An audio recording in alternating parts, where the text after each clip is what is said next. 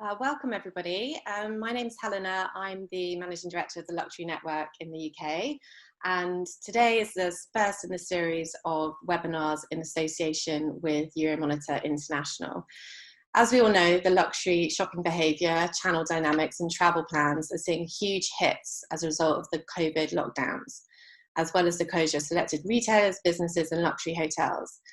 The pandemic is having a huge economic and psychological impact on consumers on a global scale. Consumer sentiment is being severely dampened and large ticket items affected. So we're joined today by Fflur Roberts, who is the head of luxury goods at Euromonitor International, who will be speaking to us about these trends and also taking some Q&A at the end. Welcome, Fflur. How are you? I'm very well, thank you. And thank you for having us here today. It's always a pleasure to be involved with the Luxury Network, and obviously we're very happy to be here today to share this information and some of our latest findings. So without further ado, I shall just share my screen and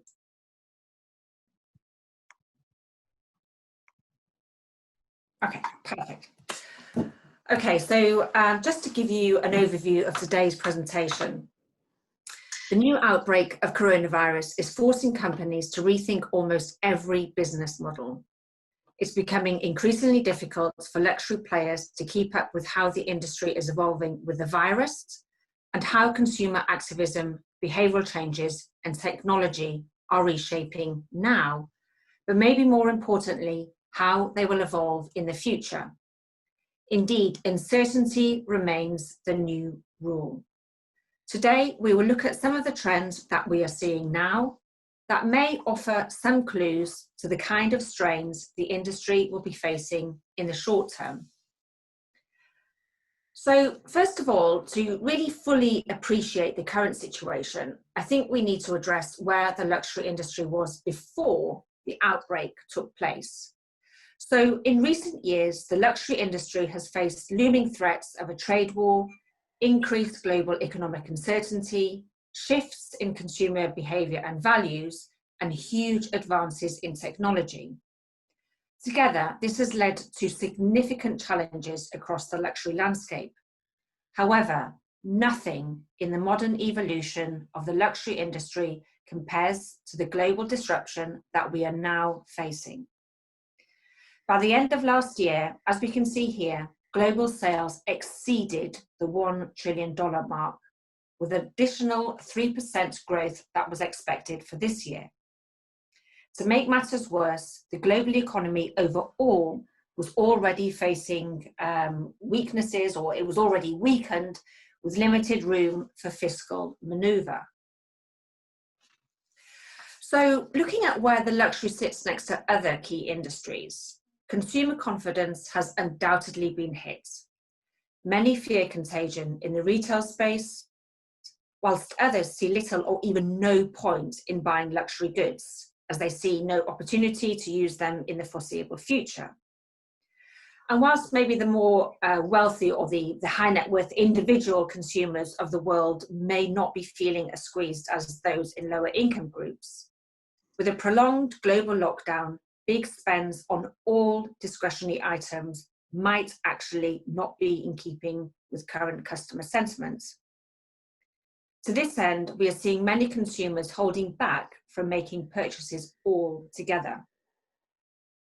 And with these strict measures in place in an industry that is A, one of the most globalized in the planet, and B, so heavily reliant on its aspirational store-based experience, luxury is actually set to see the deepest contraction across all of the fast-moving consumer goods industries that we cover at Euromonitor International. So looking closer at performance across the industry and across the categories, while some categories may weather the storm better than others, the pandemic represents an unprecedented shock to all global demand. And no category is actually likely to benefit from the crisis, at least in the short term. Amongst others, flexibility, resources, capital, and of course, a healthy supply chain will play a huge role here. At the same time, those brands with equity in digital and a strong online presence will, of course, be better placed to serve homebound consumers. Owing to the forced closure of hotels and restaurants, teamed with a cull on travel flows, experiential luxury will likely be one area to feel the biggest blow from the outbreak. Other categories that we feel may be impacted more than others will be things like luxury cars and luxury alcoholic drinks. So looking deeper at the categories, as we saw in the previous slide, only 3 out of 11 categories that we cover in our luxury goods research are actually set to experience an immediate drop, followed by a long-term shift.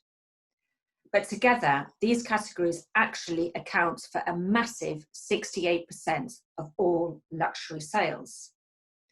The most exposed category in value terms is undeniably luxury cars, which accounted for over half of all luxury sales by the end of last year. This category was actually already going through a period of disruption as attitudes towards car ownership and spending habits were shifting. In addition, luxury tourism and of course luxury hotels will also continue to be disrupted. At the same time, the aspirational consumption that has served the luxury alcoholic drink sector for over a decade at least will also be derailed as more consumers look to trade down. However, personal luxury, we believe, will come out strongest owing to a number of factors, and these are namely things like their wide price points and accessibility, a faster recovery supported by demand from the Chinese middle class, millennials and Gen Z consumers, and of course the continued adoption of the digital channel. So looking at the impact on a geographical level, at least on a local geographical level, based on our revised forecast for 2020, in the top 10 countries set to see the worst downgrades, we can see here that 4 are in Western Europe, namely Switzerland, Germany, Italy, and France. 2 are in North America, with both the US and Canada in there. 3 are in Eastern Europe, namely the Ukraine, Romania, and Poland.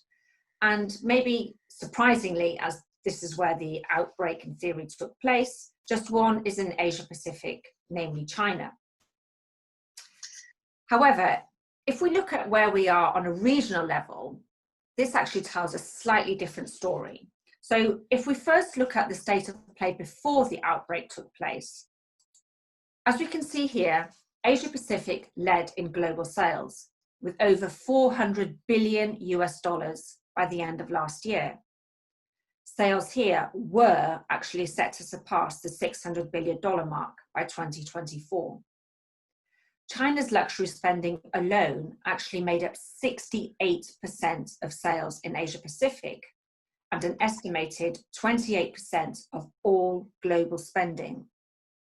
So obviously to this end, the possible impact on this region is therefore huge. The second largest region, Western Europe, lagged somewhat in 2019 due in part to a strong euro that affected purchasing power from tourists, which we'll also look into, but also owing to the political instability and security issues that were facing many of the key markets. So if we move closer to look at Asia, whilst China's efforts to combat the spread of the virus was extreme, the impact on luxury sales and the wider economy has been severe. So based on our new forecast, for example, sales in China alone are set to experience a loss of $67 billion.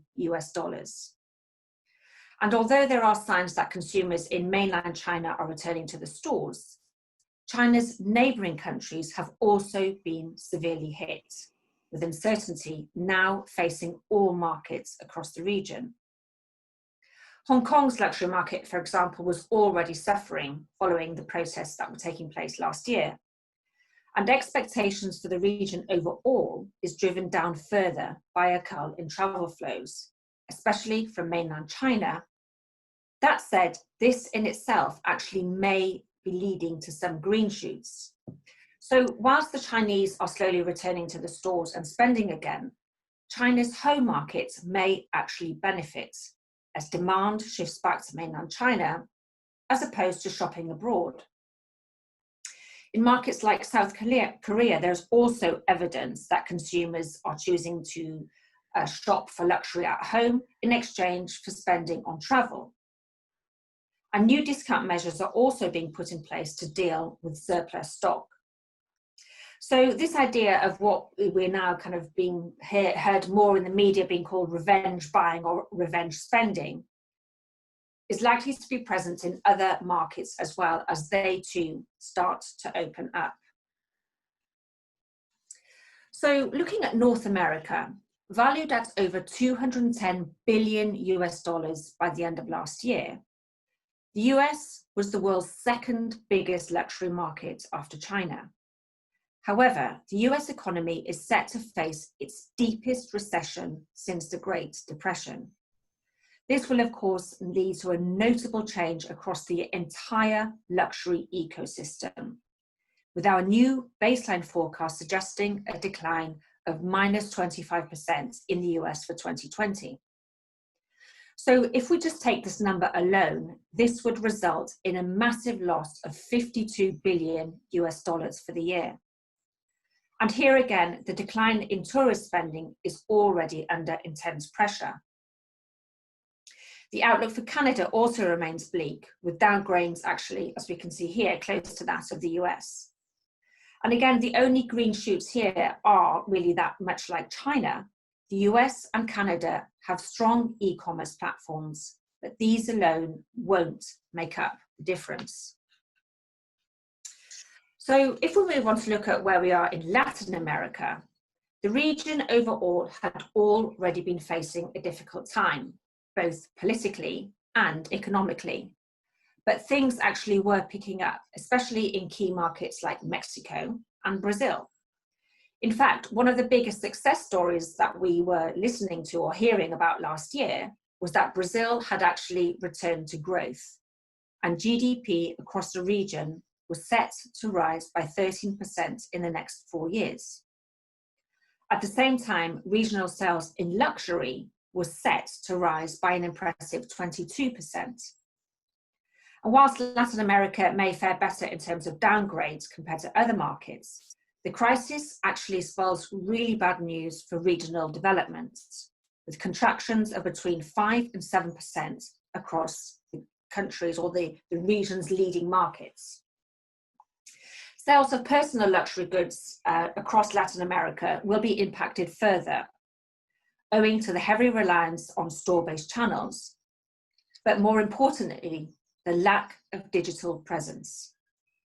At the same time, we must remember that in markets like Mexico and Brazil, luxury tourism contributes to a large proportion of GDP. So if we just take Mexico, for example, Mexico is currently home to the 9th biggest tourism market in the world in value terms. GDP accounts for around 10%, so travel accounts for around 10% of GDP in Mexico. So this not only drives the economy, but also provides jobs, education, health, and security for so much of the population. And last but not least, looking at Western Europe. Home to the world's leading luxury companies, Western Europe is set to be impacted from all corners and all angles. In terms of downgrades, Switzerland and Germany are set to be the worst hit overall.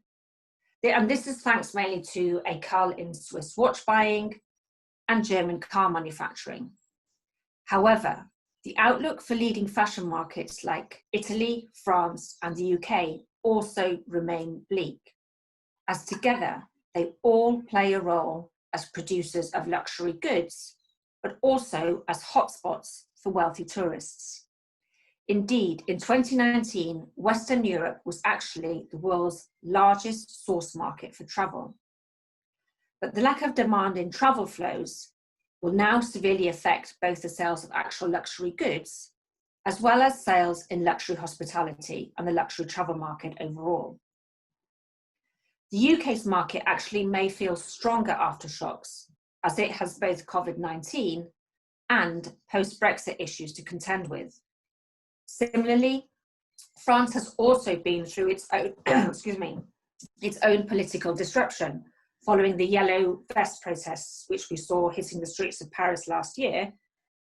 And together, these had a huge impact on the retail environment. But one thing that all these markets have in common is their heavy reliance on tourism. Indeed, the impact of the initial lockdown, which was centered in China, meant that shopping destinations around the world were already feeling the effects of falling numbers in Chinese visitors. To make matters worse, we can see here in the chart that in markets like Hong Kong, UAE and Switzerland, international sales were already down thanks to mainly economic uncertainty and political instability. However, now that the travel ban is more or less global, the negative impact on sales for all international spending is huge. So if we take the US, for example, although Hong Kong is the biggest market in terms of actual percentage terms when we look at international spending, at the end of last year, or at the end of 2019, the US actually accounted for almost half of all international spending on personal luxury goods.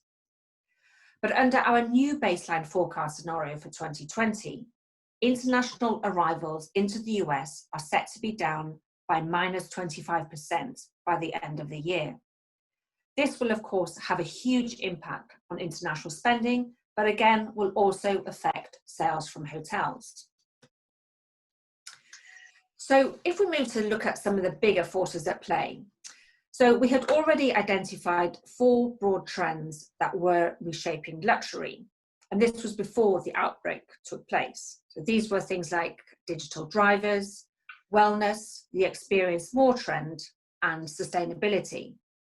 And broadly speaking, these were all being driven by things like shifting economic power, technology, population change, environmental shifts and pressures, and maybe more, or the most important one here, changing consumer values.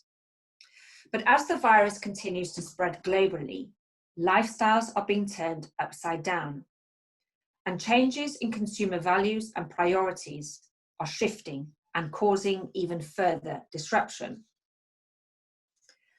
So if we start by looking at the role that digital plays here, for the first time in history, a clear majority of the global population are connected, driven mainly by mobile phone users. This continues to play a huge role in the evolution of society and has already greatly influenced the luxury market. But just as SARS, for example, transformed e-commerce in China, this pandemic is likely to transform global consumer behavior with long-term implications. Luxury businesses that emerge successfully from this pandemic will be those that are prepared for the new normal in terms of the digital consumer. And this is not just to push sales. They need to use digital to create a strong dialogue for communities at a time of heightened uncertainty, insecurity, and anxiety. Driving one-on-one digital conversations could prove to be critical in sustaining brand loyalty and sales moving forward. So we have already seen a huge shift to online shopping in the last few months. And if anything, this has really highlighted the need for brands to unlock the full potential of the omni-channel and to master digital marketing. In China, for example, brands have already started launching on Tmall's flagship stores, and only a couple of weeks ago, it was announced that Tmall was going to open or launch the first luxury outlet to help luxury players manage their overstocked inventory or surplus stock, so we don't ever have a repeat of brands having to burn stock or somehow get rid of their stock. Also, things like the luxury watch manufacturer Patek Philippe have also been breaking their tradition, and for the first time ever are allowing authorised dealers to turn to online channels. So according to Euromonitor International's latest data, online sales of personal luxury goods accounted for just 12% of the global market in 2019. However, as more consumers are forced to stay at home, we believe that online sales of personal luxury goods could actually increase by a massive 694% by the end of 2020. As more consumers and retailers move online, and above all, our shopping behaviour changes. So, as our behaviour changes, staying relevant has probably never been harder. Come tomorrow, what it takes to win today may already have changed. And during this time of crisis, this pace of change will only get faster. So based on a survey that we carried out looking at the technologies that are set to have the biggest impact on the way that we do business in the next 5 years, as we can see here, things like artificial intelligence and the Internet of Things came out on top. But moving forward, as the new normal takes shape, we really kind of need to start looking at things like robotics in retail, augmented and virtual reality in experience, whether that's in the shopping experience or online shopping experience, or maybe even a travel experience. Digital printing also maybe become an actual thing as we spend more time at home. Blockchain may be used more for things like secure and fast payments, as we generally are going to be buying more online and concerns over security may become greater. And of course, things like biometrics will probably need to start becoming more paramount as we start looking at things like health screening and security issues.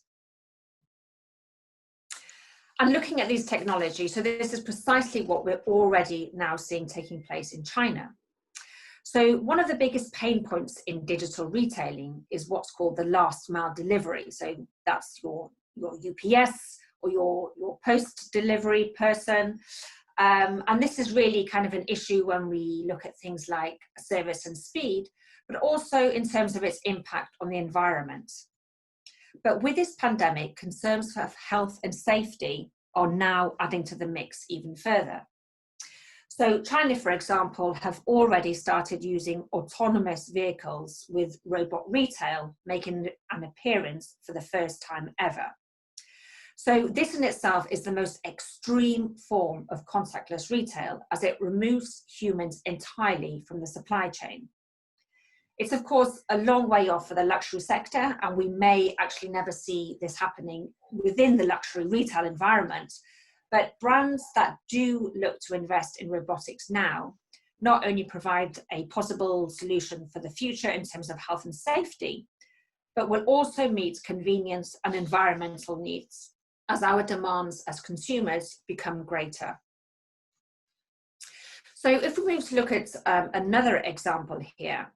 So before the outbreak took place, the expansion of digital overall was already creating the need for human connections, or a craving for human connections. But with physical stores now closed, many retailers will be relying purely on technology to engage with their customers. Chat-based commerce, such as chatbots and super apps, will of course undoubtedly be gaining further ground. So here we have an example from the British luxury brand Burberry. So they started focusing on these tools way back in 2018, 2019 to offer a more personalized recommendations to their customers, but really above all, it was to offer better customer service. So in light of the current outbreak, this investment in these so-called super apps could not have come at a better time, and they will now be able to profit on all of the investment that was put into this, at least a couple of years ago. So moving on to the role of wellness, or what we're calling wellness redefined. So it's clear that we are living in an age where we're investing more in our personal health, but where the perception of healthy living is also shifting beyond just physical health, with things like food, exercise, mental well-being, sleep, spiritual health, or even gut health now seen as a huge, or a whole entity and a huge entity. So crucially, a more holistic approach is being adopted to the whole wellness scene. So much so that by the end of last year, we spent over $473 billion on health and wellness. However, with concerns over wellness now being greater than ever, maintaining good health has become the focus for so many consumers. Moving forward, products and services that prioritise the self, as well as good mental and physical health, are clearly going to be favoured. So it gets more interesting if we start looking closer at the perception of wellness and what it means for today's consumers to be healthy. So the results of a recent survey that we carried out threw up some interesting results. So just to highlight that these were actually before the pandemic took place. So as we can see here, things like mental well-being, sleep hygiene, and our emotional status all came out higher than the more traditional ideas of what we think might be healthy, with things like diet and fitness, for example.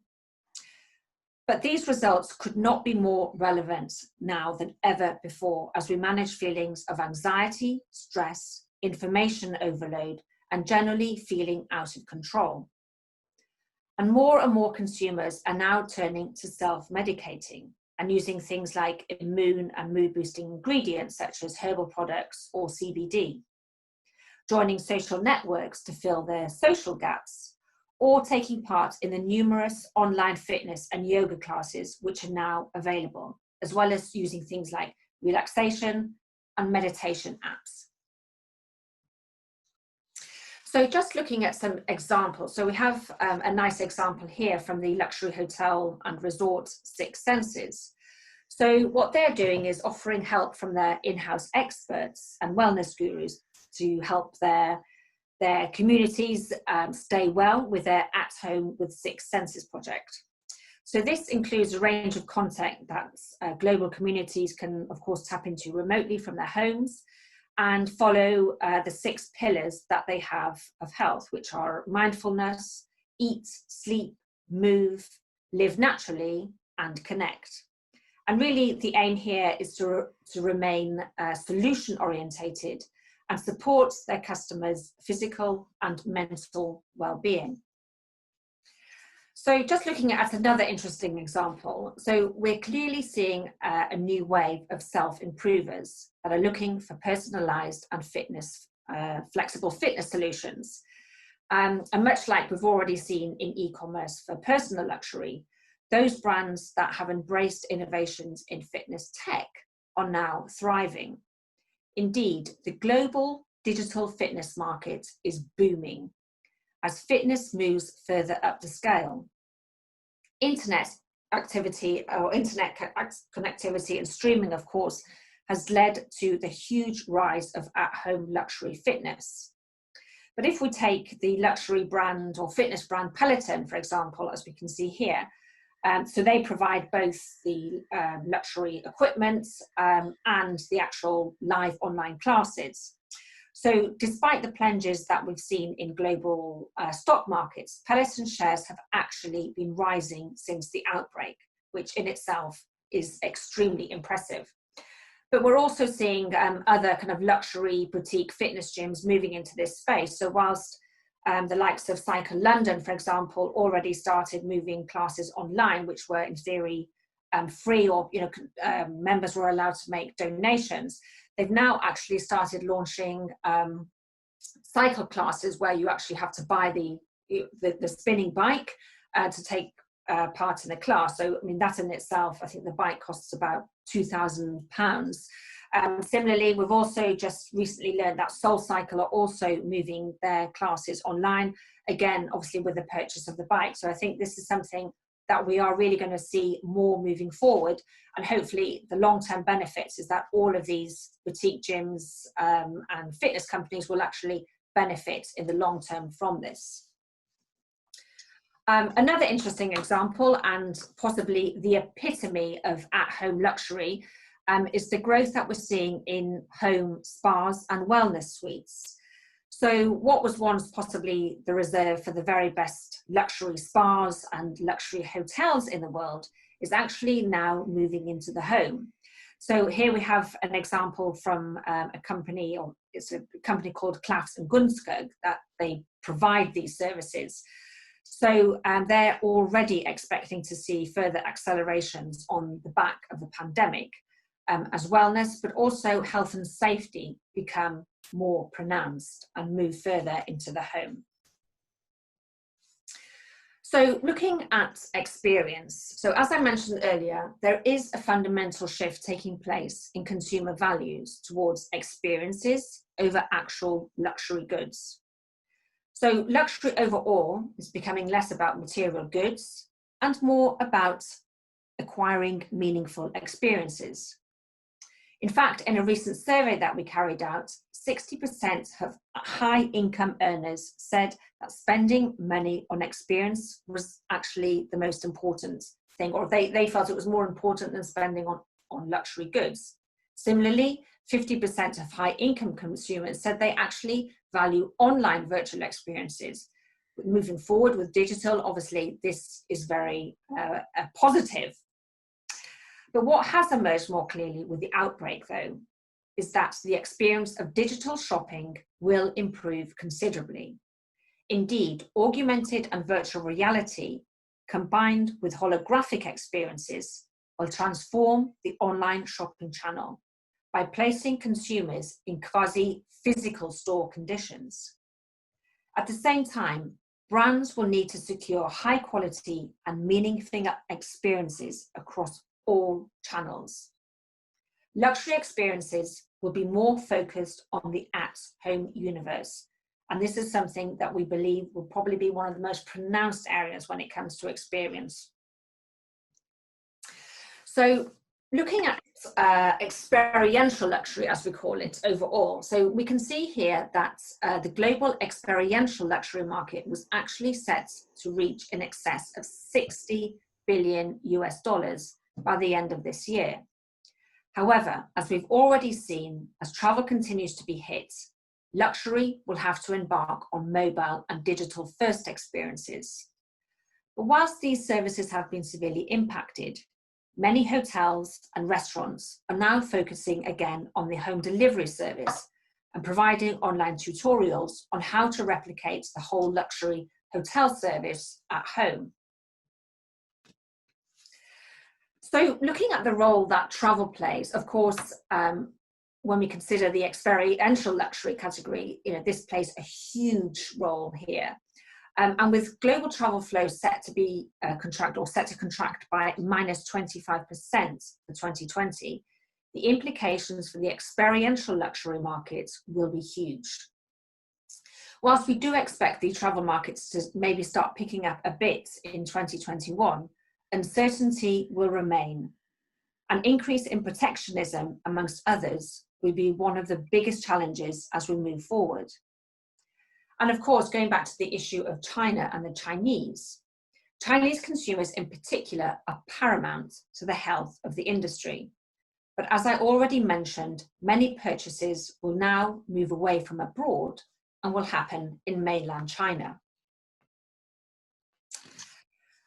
So looking at some positive examples here, as well as moving to home delivery and other home services, we're also seeing luxury hotels opening their doors to health workers and using their kitchens to supply food, either to hospitals or those more vulnerable people like the elderly or the homeless. So Four Seasons in New York was actually one of the first hotels in the world to announce this kind of project. But it wasn't very long after that many of the leading luxury hotel groups around the world started following suit and offering similar services and making philanthropic projects. But these philanthropic projects don't stop here. The need for sustainability has been shaping how luxury companies do business and how consumers showed brand loyalty for a number of years, with 2019 being clearly a year of innovation across the landscape. In fact, according to one of our surveys, over a quarter of consumers in 2020 agreed that they only buy from purpose-driven brands and boycott those that don't share the same political values. But what this current pandemic has really done is clearly expose gaps for those profit-driven brands and have shown that luxury businesses with purpose may be more resilient to unexpected situations. And really the reason being is that they have more experience in putting people ahead of profit. They know about creating partnerships, redesigning products, and above all, supporting communities. In the long term, this will translate to employee and brand loyalty. That said, short-term priorities overall have clearly changed, and non-essential investments and sustainability commitments are now or are on hold, at least for the short term. Essentially, what we're seeing is that the focus has shifted, only temporarily though, from the planet's health to people health. But despite these initial delays, they will make a comeback, and many people in the luxury industry believe that they may actually come back stronger than ever.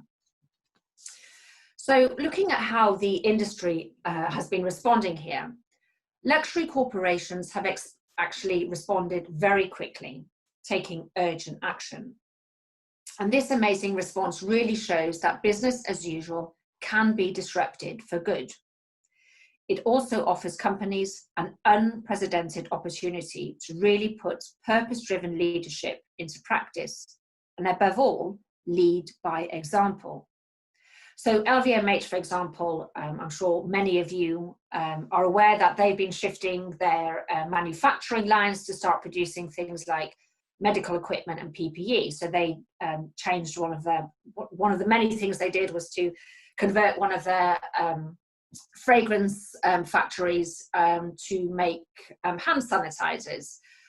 Similarly, the second biggest luxury brand in the world, Kering, they've also gone above and beyond to support their employees. But of course, they're also doing a huge amount of work to supply local communities, again, by supplying PPE. And at the same time, they're offering huge financial donations to projects around the world to help fight the virus.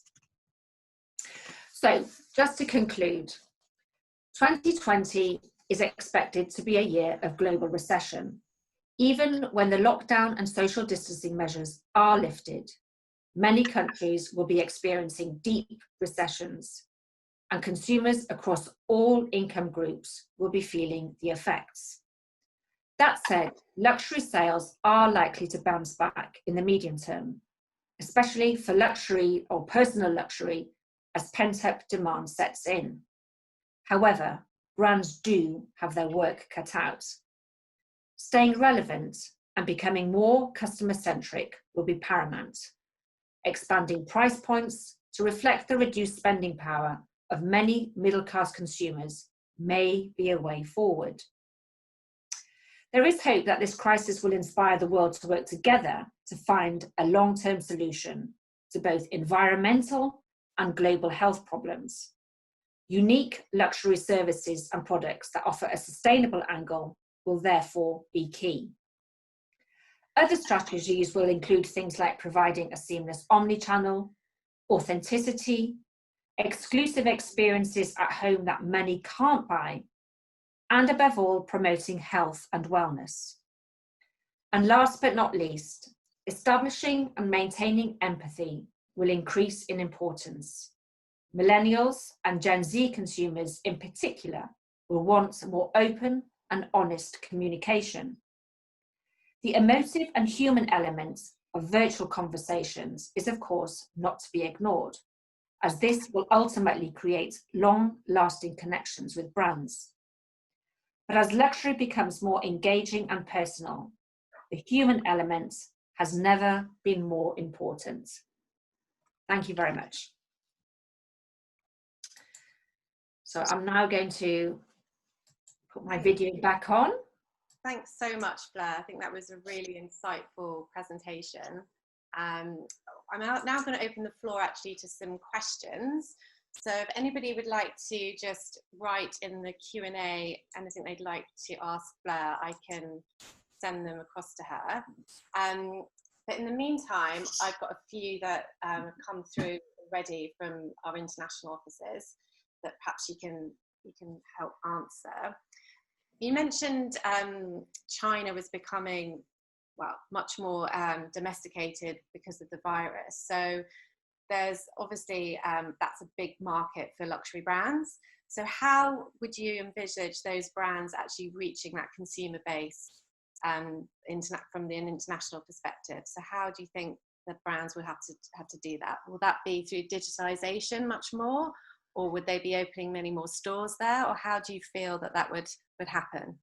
I don't think they'll be opening any more stores. I think on the positive, what we have seen for so many years is brands investing, all of the luxury brands investing a huge amount of money in China, opening these amazing stores when that's fantastic, but still these stores were almost being used as showrooms and the Chinese were still then traveling abroad. So whilst they're spending all this money on the stores in China, the Chinese were still shopping in other countries. So from that point of view, I think it's great that if the Chinese are spending more in China, these stores will eventually benefit from all the investment that they put into China.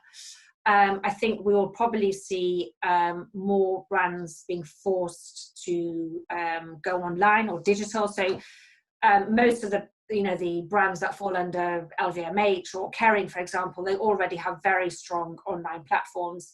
They already have strong supply chains, and as we saw, robotics. I know it's not in luxury, but they already have. So Louis Vuitton, for example, in Asia, they have something called the white glove delivery service. So that's the last mile delivery. So they offer in certain markets, like in Singapore or in some of the key markets in China, like Beijing and Shanghai, they offer same-day delivery service. So and it's within in an electric car. It's all very sustainable. So we'll probably see kind of more investment in that side of things. But at the same time, I think brands that necessarily don't have a strong online platform will now be forced to move online. So as I'm sure anybody working in the luxury industry or keeping up with any of the kind of retail press going on may have already read the amazing results from Hermes, for example. On the day that they opened the store in Shanghai, they took billions literally in one day. And I think a lot of that is on the back of the fact, yes, it's, the store's open. So many Chinese wanted to go and have that shopping experience. There was that pent-up demand. There was the revenge shopping. But also, we have to remember that, Hermes, for example, they have their stock that they sell, or what they offer online is so limited that you actually have to go to the store to buy these products. I mean, they literally sell a few scarves or a few leather goods online, and the rest is in the stores. Other brands like Goyard, for example, the luxury leather goods brand, they don't sell anything online. So probably during this time, unless they were doing telephone sales, then these brands will just simply not be able to operate. So I think we will see, although I don't think the experiential and the aspirational aspect of shopping in the store will ever disappear, I think more brands will have to offer more in terms of the online shopping experience and the whole supply chain of online. Yeah, so it's more like you say, it's a move towards more the digitalization, which we think actually luxury brands are playing catch up in anyway, just from. Yeah, definitely. I mean, some, as we, as I always said, and we've already seen, are doing very well, whereas, there are others. So maybe the likes of, Farfetch, for example, who, yes, they have their own platforms, but they're also amazing at educating brands on how to operate a platform, or they supply the technology. So we might see more brands turning to the likes of Farfetch. Yeah. Or other, similar brands, or like we've seen already in China with Tmall, now suddenly selling. So Prada, for example, for the first time, are selling on Tmall. I mean, it was unheard of. Or Tmall now offering this, outlet. So all of these luxury brands don't have to end up, burning their stock, or because obviously most of the outlets, or the outlets in the world aren't online. You have to be, it has to be a physical thing. You have to go to these shopping villages or outlets. So I think, again, that's something that we will see happening more. Okay, I've got a few more questions that have come through actually. So one from Alan Chan. Do you have a view on the luxury aviation market? Do you think the rich will continue international travel the way they have, or will they just stay home and consume? So, I mean, I think there's a couple of things that we are predicting. So one thing is localism. So we do believe that around the world, people will be spending more on local holidays, so not necessarily getting on a plane to travel. So, you know, wherever you are in the world, there'll probably be a revival in local luxury tourism, which, you know, in some cases, you know, will be hugely beneficial to those markets. So the UK, for example, you know, the domestic market may have a massive hike as a result of this, and we may be investing a lot more in luxury in these kind of markets. At the same time, we believe that those that can afford, you know, to have private, or, you know, fly with a private jet, for example, or hire a private, or have a subscription to, you know, something like NetJets, for example, we do believe that those that can afford that will probably move into that area as they want to feel more secure and protected. Similarly, you know, we'll probably see more consumers renting houses as opposed to, you know, exclusive luxury houses as opposed to being in a hotel, because they'll feel more protected, or, you know, staying on exclusive private islands. So, you know, for the real high net worth individual, I think they will just be spending more. It's just what happens to the lower income groups who may be forced to have holidays, or, you know, stay at home and make the most of the domestic markets. Exactly. Well, thank you. Right, a few more come through here now. Anonymous, what is your opinion on the recent price increases with certain luxury brands? So I think, I guess it's something that is probably we will see a lot of, maybe in some cases coming up, coming down. It's not something that the luxury market hasn't experienced before. So again, going back to the issue of China, where luxury brands cost a lot more in China than they did in Europe. So brands wanted to kind of level these out. So first of all, on the one hand, they wanted China to stop shopping abroad and shop in China. And obviously they wanted to get money back from all the investment they'd made in the Chinese market. So overnight, prices went up in Europe and they came down in China. So from that point of view, it's not something that we haven't experienced before. But similarly, you know, at this time, then, you know, for these luxury brands to continue to operate, obviously, you know, their margins have been squeezed so much that I guess something, you know, has to give. So I guess, you know, maybe for those at the higher end of the Hermeses, for example, of the world, maybe they can, you know, there's more room for maneuver, but maybe the more affordable luxury brands, unless they can put small, you know, additions on top of their prices, then they will probably just go under. Okay, that's helpful.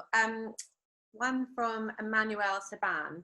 I would think that there is a price psychological limit to buying online. Would you think that customers are ready to spend enormous amounts of money for an online purchase? So we now know, like, obviously you can buy cars online, you can buy anything really. So what would you say in terms of the psychologically? So I think, I mean, this is something that, you know, the last couple of years in particular. So I think last year, I know that there was some ridiculous statistic about somebody had bought a watch for, I don't know how much it cost, but it was in China that, you know, the watches were now being sold, and it was quite normal that watches were being sold, you know, $30,000 plus dollars. As consumers became more used to shopping online, more confident on shopping online, but also security issues became less of an issue, or the platforms became more secure. So I think, again, that's something that we will see. So when we looked at the technologies that we believe will be most impactful moving forward, so it might be that more brands or retailers start using blockchain, because in theory blockchain is a secure platform. So you know, obviously there is concern at the moment, and, you know, we're all seeing it even on Zoom, for example, people's, you know, concerned about security, people's concerned about, you know, their spending card security, their banking security. So I think these are all issues that, you know, will be addressed. And I think moving forward, the more we become used to making these large ticket purchases online, it'll just become normal. I mean, as you say, so, you know, Tesla, for example, now Tesla only sell online. So yeah, and then you go and collect the car. Exactly. From that point of view, you know, really the only place you can, if you wanted to buy a car right now, probably you could only buy a Tesla, because they're probably the only ones that only sell online. Most of them you have to actually go to the, you know, to the Oh, I've got one from Laura Westmacott. Actually, two questions. You said alcohol wouldn't fare well, but surely those companies that are pivoting are thriving with home delivery and will continue to do so post-lockdown easing. And then the second one she has is about yachts, and how will yachts do in the new normal? Will it be like villas, people will enjoy chartering and purchasing them due to their isolation? Asking for a friend. So those two. So the alcohol one, I mean, again, we've seen lockdown liquors and things being delivered and using that as a sort of branding tool. So yeah, so whilst, you know, the retail aspect of, you know, so the likes of Majestic, for example, I know that their sales have been ridiculous over, at least at the beginning of the outbreak. They basically couldn't keep up with the sales that were coming in. But this is really kind of, you know, when we talk about, you know, luxury, the high-end champagne market, the high-end spirits markets, or the, you know, fine champagne markets, you know, we have to think about how many sporting events in the world rely on those, how many weddings rely on them, how many, you know, huge gatherings and celebrations rely on these markets. And, you know, at least for the foreseeable future, that's kind of come to an end. Similarly, whilst consumers are drinking more at home, the element of celebration is not there, and that's where we really see, you know, most consumption taking place, where people do celebrate. So actually, when we were looking at alcoholic drinks, it was really difficult to come up with a comparison. So, you know, if we looked at the downgrade, it was so different, because that was just to do with, you know, financial markets. It wasn't to do with health. Yes. And, you know, all these awful, you know, tragedies that are taking place. So I think the only comparison that the alcoholic drinks industry could compare this with was with the Spanish flu, which I know that was a very long time ago, and things are very different now, but it took a good couple of years for the market to come back. So that's why we believe that maybe alcoholic drinks overall, again, will be impacted most, or one of the to be impacted most, and a lot of it is the sporting side and the celebration side. Okay. In terms of yachts, I wish we did research yachts, but we don't yet. But I think, again, yeah, going back to private jets, exclusive private, you know, luxury homes, exclusive private islands that people will stay on. I think we will also, yeah, it'll be the same element where, you know, if you're on a private yacht, your own yacht, or a chartered yacht that you've hired, then of course there is that element of protectionism, where, you know, those wealthy consumers that can afford it obviously will go down that road. Sure. And also you mentioned causes for celebration. I've had a question about weddings. Now, if you're unfortunate to have a wedding plan this year and it had to be cancelled, Tanya Russell has a question. What are your thoughts in the wedding industry? What do you think clients are now looking for their wedding day? I guess. Well, this is an area we don't cover weddings in luxury at all. Again, we fund to cover that area, but you know, only on the news this morning, I know obviously you can't compare a wedding depending on who you are getting married. You can't compare a wedding with the Olympics. Right. But similarly, you know, we're already hearing that, you know, the Olympics, it might even not happen next year.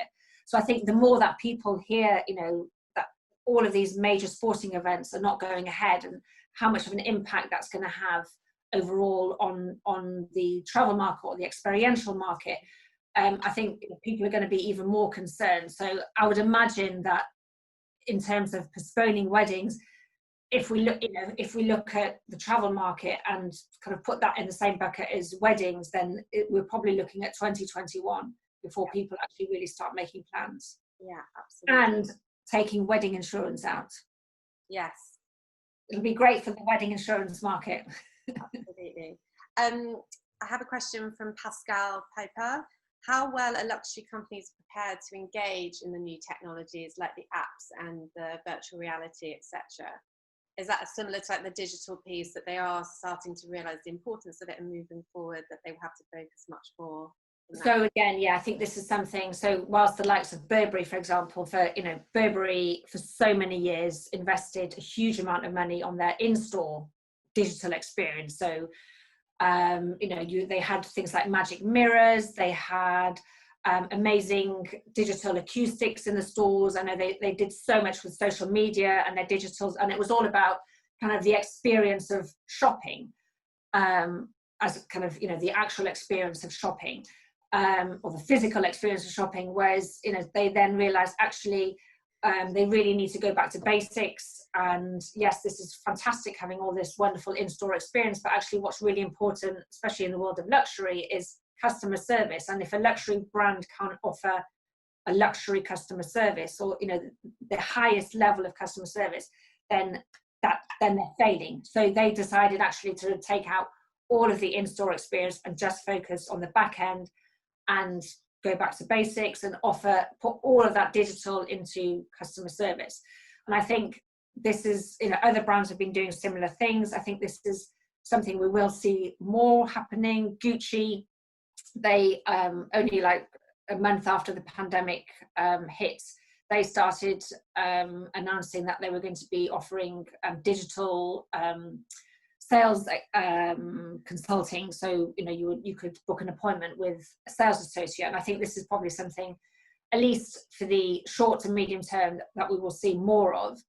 But then maybe moving forward we will see more artificial intelligence. We may see more virtual reality, or the actual holograms actually being used. I mean, this, of course, it's all very new, and this technology is still very much at the early stages, but it could well be that one day we will actually be kind of there in the store through a hologram. Yeah, I think that's really interesting. It brings me to another interesting question from Corey Tyler about the concept of revenge shopping. So are you able to speak a bit about what that means for everyone and its impact on the current markets? Because presumably people have sort of, perhaps some people have got money to spend and others have been really economically impacted. So, So I think we have, we'll have two kind of sets of consumers. So those that, maybe three, I guess, those that, high net worth individuals of the world that won't be impacted at all. So, I mean, they will be spending whatever. Mm-hmm. Then we have, I guess, those consumers that, still have work. They haven't necessarily been financially impacted by the virus, but they're not spending any money. They can't go on holiday, they can't go to the cinema, they can't go to, so, essentially they have been saving money, or because there's nothing to spend money on apart from, what limited stuff we can buy online or shopping, or generally people haven't been feeling it, the right thing to do is to be spending on luxury. So from that point of view, we'll probably see a huge hike, or, this kind of revenge shopping, or treating yourselves, because once we start coming out of this, people will feel like they deserve a treat. There'll be that sense of relief, but also because they haven't been spending, they will want to spend, or it could be money that they've saved, that instead of spending it on a holiday, they'll buy a luxury bag. And then obviously on the other side, we have those consumers that have been severely impacted, whether that's that they through job loss, or company loss, or there's obviously the other extreme. But I think revenge shopping is something, so we're already seeing it in China, we're already seeing it in South Korea, and I think it's something that we will see in every key luxury market. I think probably China will be the most extreme, and we've already, saw those results from Hermes, where they sold billions in one day in one store. Similarly, LVMH announced a couple of weeks ago that in 1 month their sales were actually up, but obviously this is China. Yeah. So I think it's something we are going to see. Whether it's as extreme as China, I don't think so. But then it's something we will see in other markets. And so outside of China, the rest of the world, one of the questions I've had is about the market in Africa. We obviously have a presence in Africa, in Nigeria and Kenya.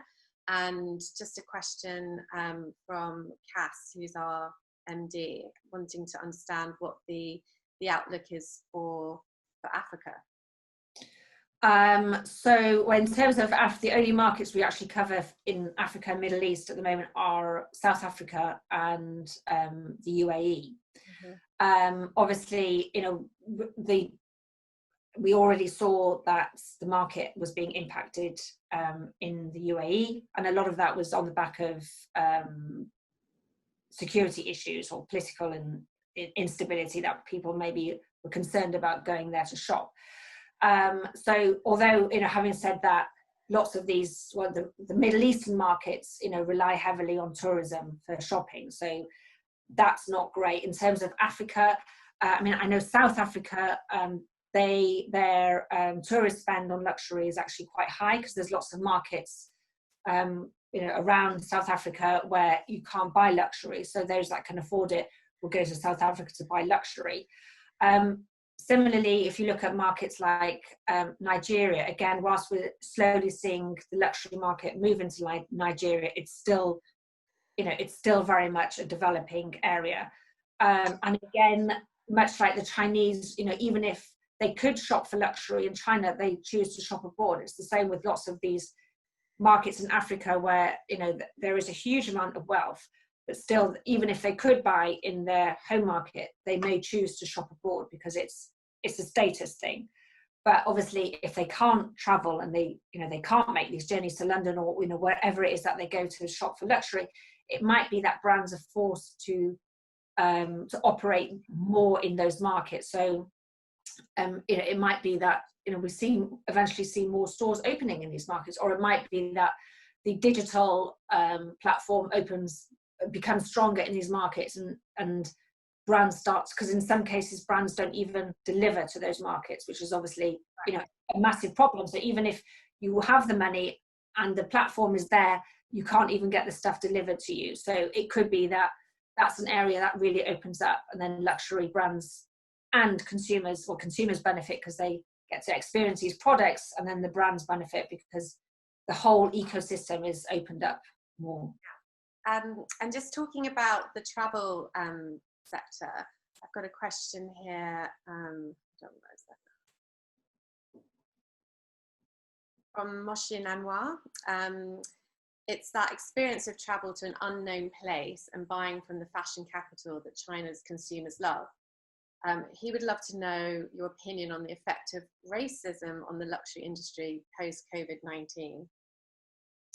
So this is something that we have discussed, and I think overall localism is going to become an issue.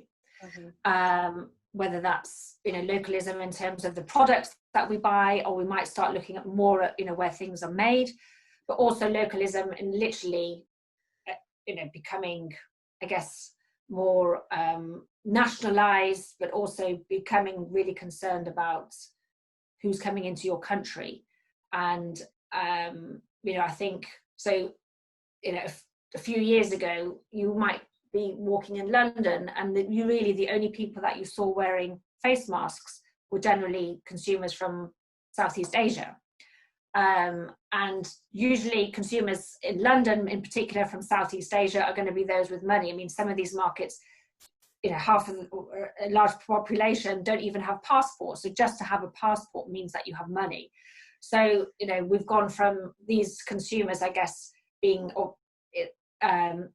looked at as aspirational or wealthy consumers, to maybe now we may look at these, or around the world, people may look at different nationalities as being a threat. And I think this is a concern moving forward. And again, I think this is where brands really do have a role to play when we look at, you know, sustainability and ethical living, and, you know, really kind of making sure that, you know, we don't get to a stage where, you know, we end up with, you know, serious problems when it comes to cultural issues or racism.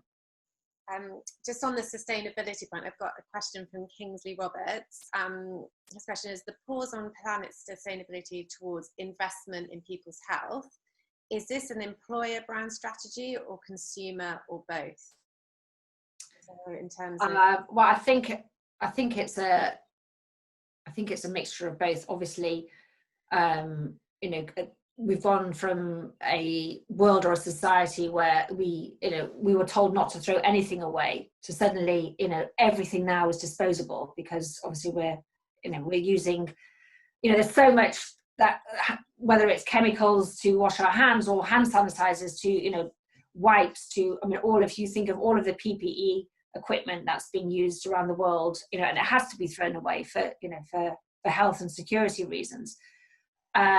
But similarly, obviously, companies are responding to consumer needs and demand. So I think it's a mixture of both, and both are kind of working together. But similarly, I think as we start to move out of this, I think there will be a concern about, I think already there's people are looking at kind of our behavior and what we've been doing and how we've been living over the last God knows how many years.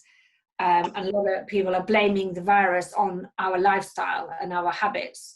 And I think, you know, more and more consumers will start thinking about how we've been living and think about pulling back a bit and thinking about the damage that we're doing to the planet. And, you know, already, you know, we're hearing wonderful stories about what's happening in nature around the world as a result of the fact that we're not driving cars, we're not flying here, there and everywhere. And I think people will start appreciating that more and maybe think, well, yes, actually, moving forward, we do need to start living differently. So maybe it'll be a while, but maybe the long-term implications will be, on a sustainability level, will be more beneficial. I've got a couple more questions, and then I think we're going to close that. I think that's everyone answered. What is the outlook for the art industry as luxury makes a shift from consumer goods to more meaningful and perhaps emotional purchases, with the potential, of course, that they increase in value? So more of these passion purchases. So again, sadly, we don't cover the art market. But what we do know is that in times of, you know, financial disruption, then people often do turn to things like art as an investment, wine as an investment.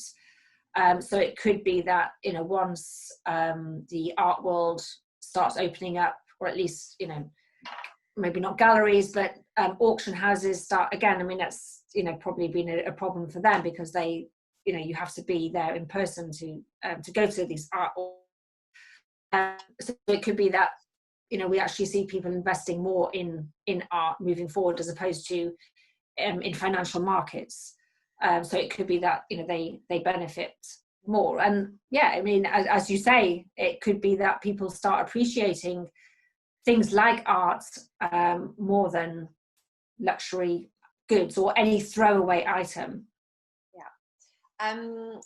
In the property space, a question from Valerie: if brands and retailers are moving to online business, how do you see this affecting real estate, for example, malls and retail spaces? So obviously that would have a detrimental impact. Yeah. So even though consumers might start shopping more online, we don't feel that the kind of experiential aspect of the retail or in-store experience will disappear. I think it could just be that store-based or in-store becomes more, I mean, maybe like it was in China, where they become almost like showrooms, but people buy more online. I mean, so we have to remember that only at the moment, or at the end of last year, about only globally 12% of luxury or personal luxury was sold online. So, you know, we're probably, maybe when we get to the end of this year, it might be that, you know, it's 50-50, or it might be that online has taken over a little bit of the in-store. But then, you know, if you think about, you know, the space that is needed in the stores to, I guess maybe for the retailers, it might be beneficial because they'll need less space in the stores, but obviously for the real estates or the, you know, for the rents or anyone that's benefiting from the luxury companies renting these spaces, well, I guess that's not great because they won't, you know, they won't need as much space. But we do believe that the, you know, the shopping, in-store shopping experience will still be important moving forward. And just last one here from Mohsin Anwar again. Can you please share some insights into luxury in India? Obviously, that's been decimated as well by the virus, but you know that. So luxury. So India was actually our, if not the fastest, one of the fastest growing markets in the world. Obviously, growing from, you know, a very small base too. So it was still, you know, not in the top 10, but almost in the top 10 in terms of sales. But obviously, you know, the impact, if I go back to the slide, I can maybe have a look to see where, let's have a look.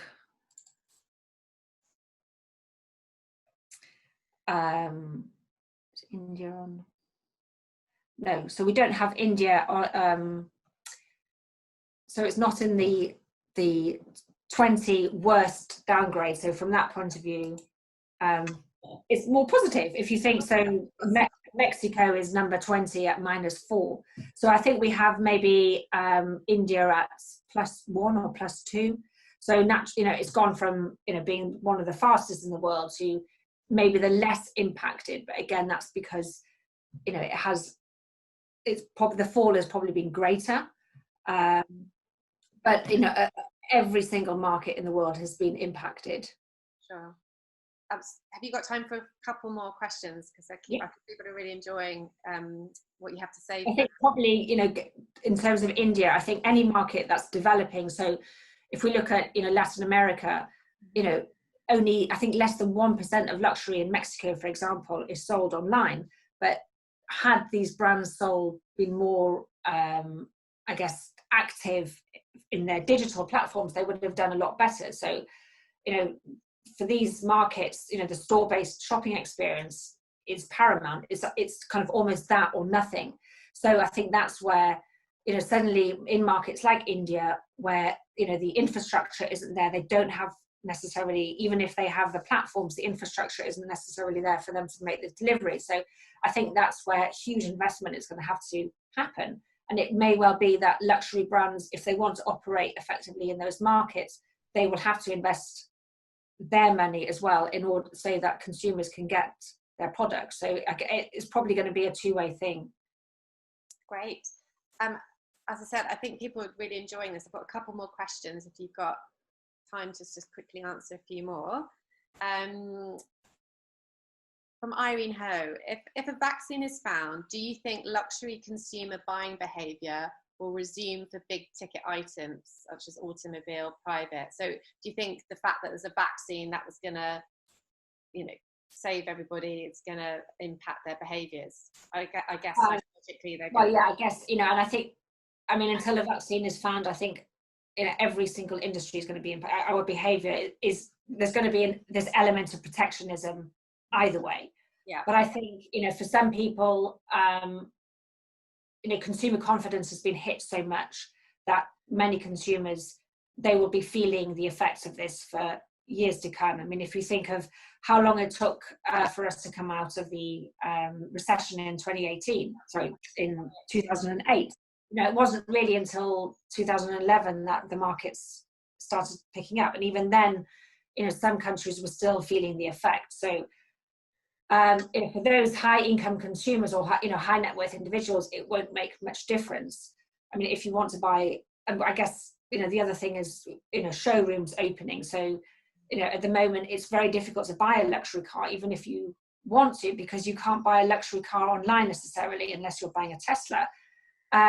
So, you know, having access to these things, but also it's regardless of, you know, it's the sentiment as well. I think that, you know, lots of consumers don't feel that it's the right time to be splashing out on these things. I mean, even some brands, so, you know, Miller Harris, the fragrance brand in the UK, when the outbreak initially kind of hit the UK and all the stores were forced to shut down, and, you know, when it all really kind of took off here in the UK, she actually stopped trading, or the brand actually stopped trading, because they thought it wasn't the time to make money, and they wanted to spend all of that time connecting with their consumers and doing philanthropic work. So they actually stopped trading at all, completely, for a couple of weeks. So, I mean, this is obviously extreme, but, you know, I think it's the level of, you know, sentiment that may be, you know, impacted, and the fact that, you know, consumers' confidence, it may be hit